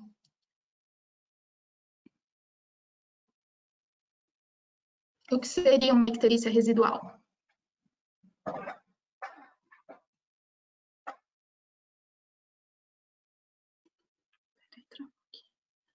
A bilirrubina total ainda estava alta? Não sei. Essa criança chegou para mim no consultório agora, estou vendo ela, assim, não tem nenhum exame ainda disponível. Eu tenho que formar as minhas hipóteses, vendo a criança, antes de eu pedir os exames, porque eu tenho que pedir os exames de forma assertiva. IMF, o que é IMF? Desculpa. Incompatibilidade materno-fetal. Tá. Pela AB0. Uma possibilidade, acompanhar por mais tempo. Nos livros de sêmio, fala que demora um pouco para voltar à coloração normal. Sim, pode ser também. Mas a criança tem 16 dias de vida. Continua com aleitamento a criança? Sim, a criança continua com leite materno, com aleitamento materno. Oferta inadequada de leite materno, pensar em Gilbert ou causas genéticas. A Cristiane falou ou do aleitamento ou do leite materno. Sim, pode ser icterícia do leite materno. Beleza. Todos estamos pensando, então, que esse bebê de 16 dias tem uma icterícia prolongada por alguma situação do leite materno, ou do aleitamento ou do leite. Beleza. E entre leite materno e aleitamento materno, o que me diferencia uma da outra, assim, no exame físico e na história?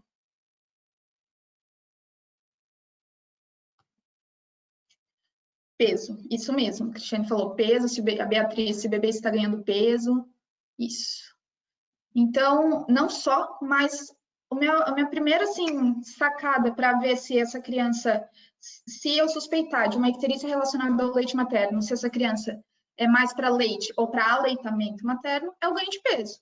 Se essa criança não está ganhando peso, é porque ela está ingerindo insuficientemente e provavelmente o que está acontecendo é uma reação, uma situação fisiológica semelhante ao jejum, que aumenta a circulação interhepática, aumenta a bilirrubina no sangue, aquela coisa toda que eu expliquei para vocês. Se a criança está ganhando peso, você vê ela mamando no peito da mãe, tá bem, pega boa, sucção boa, tudo jóia, provavelmente é do leite materno, ou seja, ela está recebendo tanto leite que ela está recebendo tanta beta-glicuronidase que está desconjugando muita bilirrubina dentro do intestino dessa criança, está fazendo muita bilirrubina indireta que está sendo reabsorvida.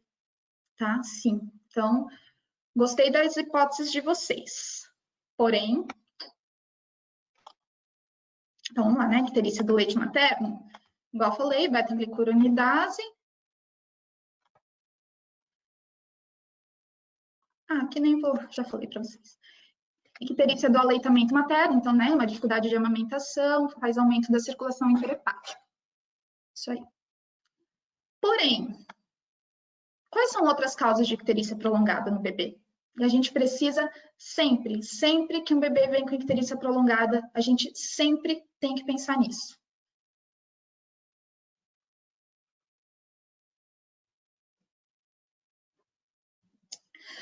Ó, a Evelyn colocou Gilbert, Najar, tá? Rotor, nossa, vocês estão sofisticados. Sim, são possibilidades. Mas assim, ó, Crigler-Najar, já respondo ali, Mariana. Crigler-Najar geralmente é muito grave, a criança nem sobrevive muito tempo. Deixa eu só ver o que a Mariana colocou. Eu não percebi se você comentou sobre isso, mas poderia me dizer se a quantidade de bilirrubina associada são a origem patológica e fisiológica? Sim, Mariana. Normalmente, se a icterícia ela começa antes de 24 horas de vida, ela é patológica. Não, a gente não vê só o nível de bilirrubina, né, a quantidade, mas um bebê que tem uma icterícia muito precoce tem que levantar a antena para alguma coisa patológica. Ou se a bilirrubina até aumenta depois de um certo tempo, depois de 36 horas, mas ela é muito alta, acima de 12, 15, então também chama atenção para alguma causa patológica. Encefalopatia aguda, as causas relacionadas só com BI ou BD. Larissa está indo para o caminho certo. Eu estou vendo assim, gente, eu estou vendo uma criança ictérica na minha frente. A primeira vez que eu vi essa criança lá com 4 dias de vida, eu fiz todo o raciocínio diagnóstico e descobri que ela estava com uma hiperbilirrubinemia indireta. Agora ela voltou, está aqui na minha frente, amarela. E eu não sei, não tem exame na mão. Então eu tenho que pensar em todas as causas de icterícia. Amanda me chamou de senhora. A senhora considera que uma icterícia é prolongada quando está presente por quanto tempo? Mais de 14 dias. Não, Amanda, não precisa desculpar. Se for bilirrubina direta, podemos pensar em atresia de vias biliares. Isso aí é uma possibilidade sim, Larissa. Se for bilirrubina direta, a gente tem que pensar em atresia. Ela tem algum outro sintoma? Isso mesmo, Breno. Então, assim, ó, a primeira coisa, gente, tá ictérico, eu tenho que fazer anamnese, exame físico todo de novo, né? Examinar, avaliar abdômen, avaliar se apareceu alguma outra coisa. E a Evelyn pediria bili total e veria se era direta ou indireta.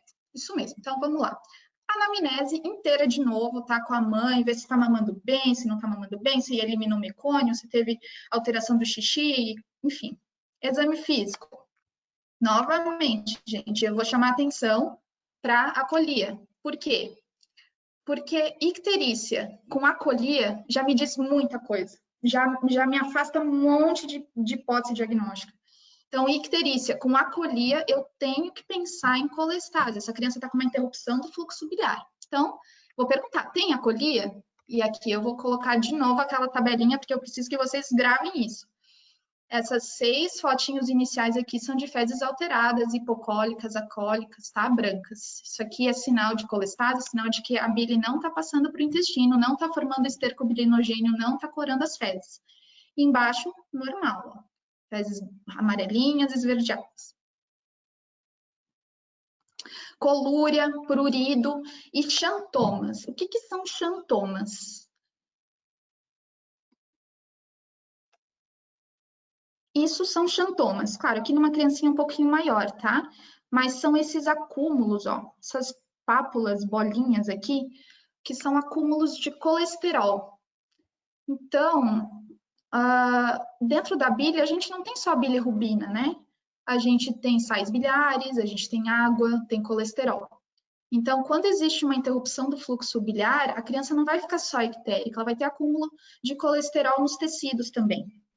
Então, o acúmulo de colesterol faz essas lesões que são chamadas de xantomas. Aqui na perna, né? Ó, essas pápulas. Xantelasmas são incomuns em RNs? Sim, os xantomas, eles são incomuns em RNs, porém, existe, especialmente, assim, uma coisa que a gente pensa muito, principalmente quando se fala em gastro e hepatologia, existe uma síndrome, que chama síndrome de Alagille, que faz muito acúmulo de colesterol, tá? Uma síndrome colestática, eu vou falar um pouquinho, tá? Bem rapidinho, depois eu vou falar. Mas não é comum, tá? Xantoma em criança não é comum. Pode ver que aqui são criancinhas maiores até. E se vocês observarem, olha que interessante essa criança. Olha a prega poplítea dela. Eu nem tinha notado isso, notei isso agora. Olha a prega poplítea dela. Tá vendo que tem cicatriz? Isso aqui é sinal de escoriação. Isso aqui é sinal de prurido. Então, provavelmente, essa criança tem colestase, tem prurido crônico, se arranhou ao ponto de fazer cicatriz. Então, esses sinais indiretos a gente tem que observar também, porque às vezes a criança não vai falar assim, eu tenho coceira, ou vai ficar na tua frente assim. Às vezes você vai ver que ela tem a cicatriz no corpo de tanto coçar. Xantomas desaparecem com o tempo? Se não tratar, não.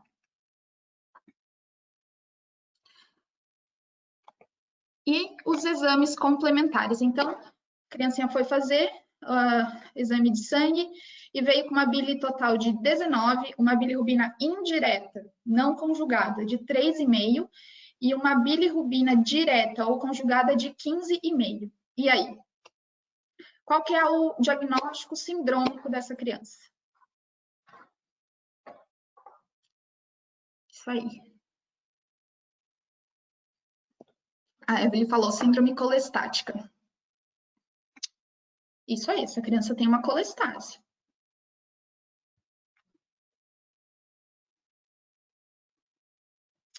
Então, gente, a colestase, ela é a interrupção do fluxo biliar.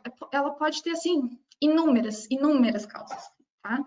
Aqui eu coloquei só uma foto da anatomia das vias biliares, né? Para exemplificar. Então, a gente pode ter uma interrupção nas vias extrahepáticas, uma alteração de vesícula, uma alteração de ducto cístico, de ducto hepático comum, de colédoco, a alteração da papila.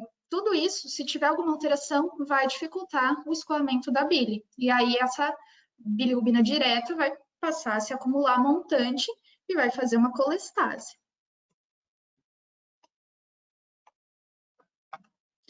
Mas, quando alguém vê um slide desse, já fica nervoso, né? Porque a gente não entende nada do que está ali. Mas, além da questão anatômica extrahepática, ali das vias biliares, a gente tem que lembrar que a excreção da bile, ela começa já dentro do hepatócito. Ela não é só um mecanismo macroscópico, né? Só anatômico. Ele é fisiológico também. Então, quando a bilirrubina aqui, ó, bilirrubina não conjugada, quando ela é conjugada pela glicuroniltransferase, em bilirrubina conjugada, e ela vai ser excretada, isso aqui, esse mecanismo depende de inúmeros transportadores. MRP2, MRP3, BICEP, vários processos que podem falhar. E a falha de cada um desses processos causa um tipo de doença colestática.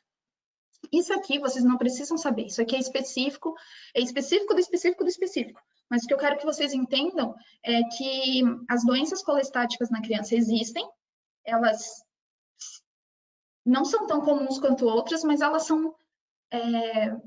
precisam ter um diagnóstico muito rápido, tá? Então, vocês não precisam saber a fisiopatologia disso aqui, mas viu uma criança colestática, encaminha. Tem que encaminhar para alguém que consiga fazer o diagnóstico.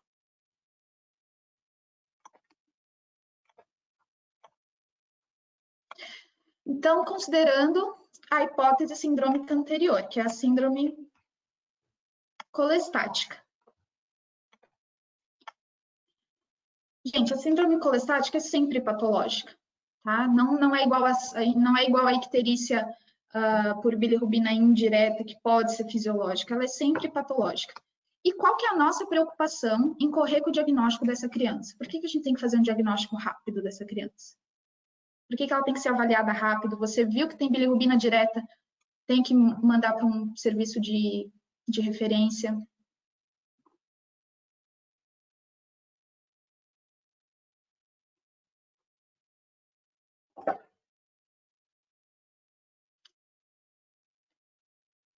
A Teodora falou encefalopatia? Não, a encefalopatia, ela só é causada pela bilirrubina indireta. A bilirrubina direta não tem capacidade de impregnação cerebral. Quem impregna é a bilirrubina indireta. Ah, tá, não entendi a pergunta. Então, assim, por que a gente precisa fazer o diagnóstico de colestase e investigar essa criança rapidamente? Qual que é a nossa preocupação quando se vê diante de uma criança colestática?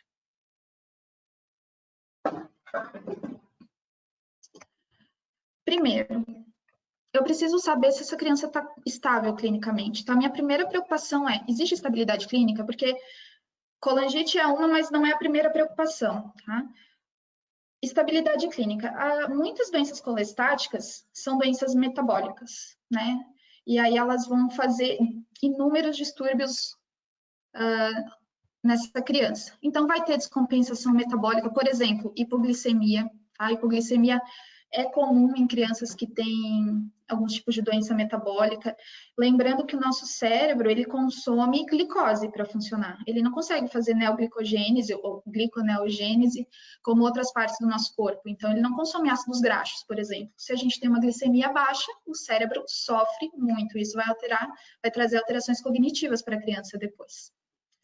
Distúrbios hidroeletrolíticos. Existem doenças metabólicas que causam colestase, que também fazem vômito, diarreia, insuficiência renal. Então, essa criança vai ter alteração de sódio, de potássio, fósforo, cloro, acidose metabólica, enfim.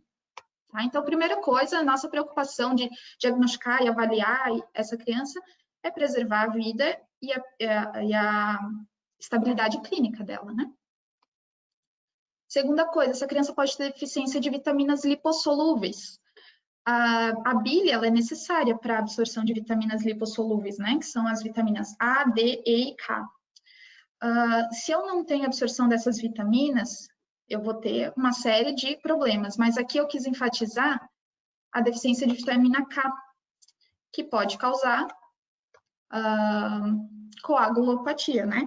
Então, lá no início da aula eu já falei, né? A vitamina K, ela é um cofator necessário para a produção de fatores 2, 7, 9 e 10 da coagulação. Então, eles são fatores pró-coagulantes. Não sei se todo mundo já teve essa aula de cascata de coagulação, mas, assim, a cascata de coagulação, ela é um processo muito intrincado, né? São várias etapas. E o fator que é necessário para cada etapa, ele tem um número, né? E um nome também, fator 2, fator 3, 4, 5, etc. Para a formação desses fatores, dessas substâncias, dessas enzimas, então é necessária a vitamina K. Se não tem um desses fatores, a cascata de coagulação fica disfuncional, não vai formar o tampão hemostático, não vai formar aquele trombo para fazer a coagulação, a criança vai ter uma predisposição à hemorragia. Porém, eu quero lembrar que a vitamina K também é necessária para a formação de proteína C e S. A proteína C e S são protrombóticas, né? Elas são antitrombóticas, desculpa, tá? Então, a vitamina K, ela pode ter essa dupla relação. A deficiência de vitamina K pode tanto fazer uma predisposição à hemorragia, quanto ela pode fazer uma predisposição a trombo, tá? Então, em ambas as situações, a gente fica atento, né? Para que a criança não tenha coagulopatia. E, finalmente, quando eu tenho uma colestase, eu tenho que pensar e avaliar se essa criança não tem cirrose. A colestase, o acúmulo de bilirrubina direta, é tóxico para o hepatócito, né? E para os canalículos biliares. E o fígado, na tentativa de cicatrizar, de evitar aquela lesão que está acontecendo nele, aquela inflamação, ele começa a produzir fibrose, né? Fazer uma cicatrização mesmo. E quando essa fibrose, ela assume uma conformação de nódulos, isso a gente chama de cirrose, né? Então, qual que é o grande problema da cirrose? O maior deles, assim, o primeiro que vem à mente é a hipertensão portal, né? Um fígado duro faz com que haja uma pressão aumentada no sistema portal, no sistema venoso, né? Então, aqui nós temos, ó, um fígado que vocês podem ver que é todo nodular, um fígado já demonstrando que é cirrótico, né? E aqui tem o esôfago, o estômago e aqui o baço. Então, essa aqui é a veia gástrica. Ai, desculpa. Peraí. A veia gástrica. Aqui a veia esplênica. Essa aqui é a veia mesentérica inferior, que é tributária da veia esplênica. E essa é a mesentérica superior. A inferior e a superior drenam todo o trato mesentérico, né? Intestino, cólon, intestino delgado, intestino grosso. A junção da esplênica com a mesentérica superior forma a veia porta. A veia porta vai entrar no no fígado, levando todas as toxinas, nutrientes, etc., tudo que veio ali do sistema mesentérico do trato digestivo. Se eu tenho um fígado cirrótico, se eu tenho um fígado duro, a pressão na veia porta vai aumentar, essa pressão vai ser conduzida para onde for possível, então ela vai retornar aqui para a veia gástrica, para a veia esplênica, e vai formar varizes de fundo gástrico e varizes de esôfago, além de varizes lá embaixo nas mesentéricas, né, lá então varizes retais, que seriam como se fossem varizes retais, vamos por assim, tá? E isso pode causar sangramento, né? Sangramento digestivo importante, tá? Isso não é comum de acontecer num recém-nascido, mas sempre que eu tenho uma criança colestática, eu tenho que pensar que ela pode evoluir para cirrose ou que ela até já esteja com cirrose. Então, é uma coisa que a gente tem que pensar. Tá? E uma criança, um paciente com cirrose também pode ter encefalopatia hepática, né? O fígado, ele tem a função de eliminar toxinas do nosso organismo e essas toxinas podem ir para o cérebro e fazer uma alteração cognitiva, alteração de sensório. E insuficiência renal também é outra complicação de uma cirrose descompensada. Tá? Então, criança colestática na minha frente tem que ver se está estável clinicamente. E a outra preocupação que o pessoal falou, atresia de vias bilhares. Por quê? A atresia de vias bilhares é uma causa de colestase, é a principal causa de colestase obstrutiva em criança. 40% das crianças colestáticas têm atresia de vias bilhares. E é uma doença que, quanto antes eu diagnosticar, melhora o meu tratamento, melhora a minha sobrevida. Mesmo eu diagnosticando muito precocemente essa criança e fazendo o tratamento precoce, uma boa parcela ainda precisa de transplante de fígado, tá? E a atresia de vias bilhares é a principal causa de transplante de fígado na criança. Então, eu quis chamar a atenção aqui, vocês não precisam saber de nenhuma outra causa, mas se vocês lembrarem que uma criança colestática tem que ser avaliada e tem que ser afastada da atresia de vias bilhares, então isso já valeu a pena, tá? Eu vou falar um pouquinho, bem rapidinho, de atresia, tá? Mas antes eu queria só mostrar para vocês outras causas de colestase, só para vocês verem que, assim, são bem poucas, né? E sempre com nomes muito tranquilos, tipo deficiência de 3-oxo-4-esteroide 5-beta-redutase, 3-beta-hidroxi 5-C27 esteroide desidrogenase, enfim. Então, nós temos aqui, ó, e a lista continua, né? Doença de Wolman, Niemann-Pick, Gaucher, Zellweger, esteocitose X. Assim, eu vou falar rapidinho de cada uma. Brincadeira, tá, gente? Então, isso aqui é coisa para especialista do especialista do especialista, mas para vocês verem como, sim, existe colestase em criança, existe bastante doença rara nesse sentido, tá? Outras causas de colestase, além daquela lista ali, foi só para ilustrar, mas assim, TORCHES pode fazer tanto bilirrubina indireta quanto direta, a própria atresia de vias bilhares, erros inatos do metabolismo, que são todos aqueles ali que eu mostrei, mas quero chamar a atenção para tirosinemia e galactosemia, doenças genéticas, como síndrome de Alagille. Síndrome de Alagille é uma síndrome muito legal de estudar, gente. Um dia, se vocês puderem, quiserem, é bem legal. Faz umas faces bem sindrômicas, assim, o queixinho mais proeminente, afastamento um pouquinho dos olhos, uma fronte mais proeminente, né? Aí uma criança ictérica. Faz xantomas, então é aquela síndrome que eu falei que faz bastante xantoma, né? Ó, de novo, aquela face, né? O queixinho mais angulado. Tá? E é uma assim, ó um bebezinho aqui, ó, com o queixinho angulado também, fronte mais proeminente. E é uma síndrome muito legal, porque ela, eu digo legal, né? Mas ela é legal de estudar.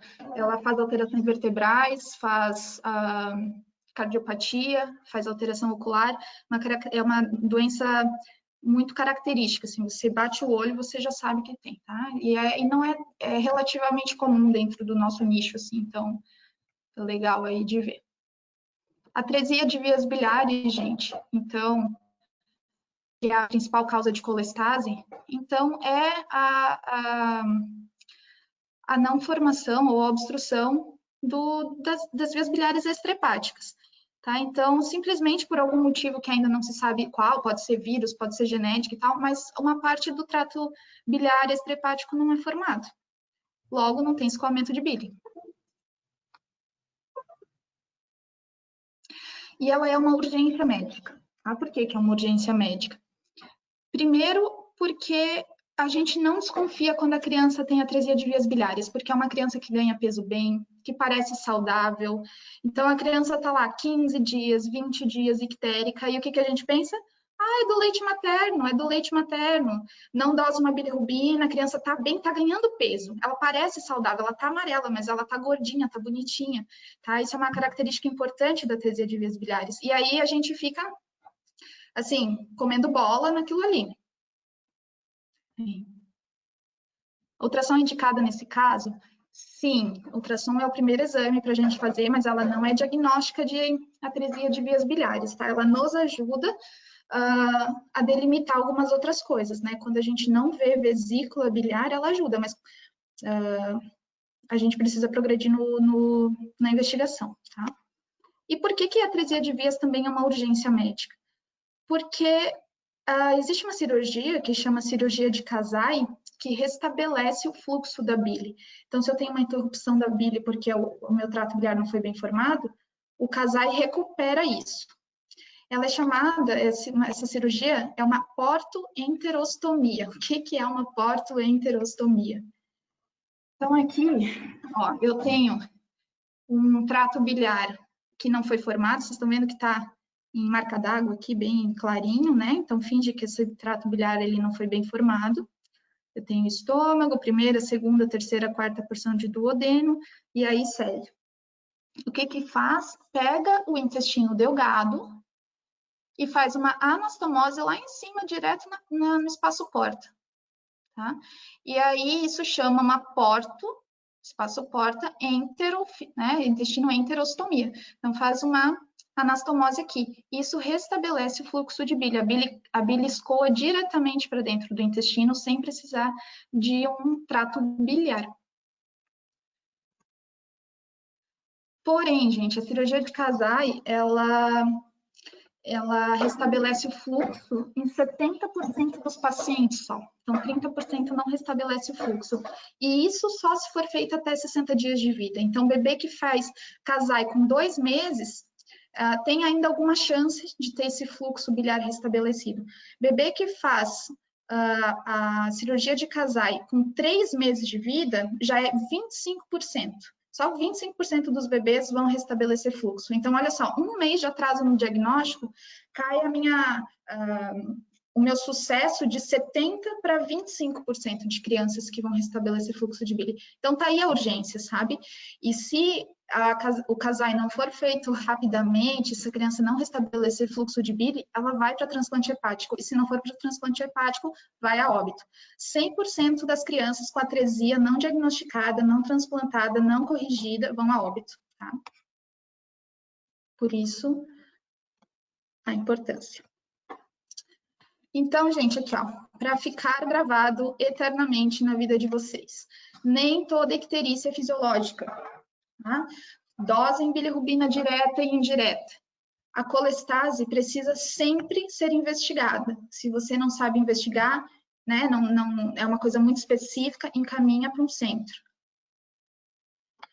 A atresia de vias biliares é uma emergência. E aí os 2 lembretes principais da aula, que é pediatria é a melhor especialidade, façam, recomendo. E fiquem em casa, né, porque Curitiba não tá fácil agora nessa época.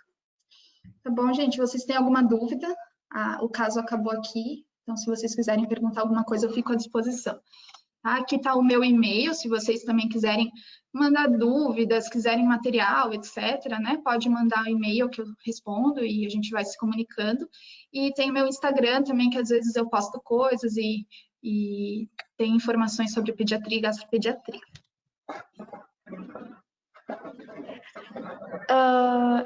Em primeiro lugar, eu gostaria de agradecer, né? E chamar primeiro a nossa coordenadora, a Duda, que vai vir aqui também dar um agradecimento.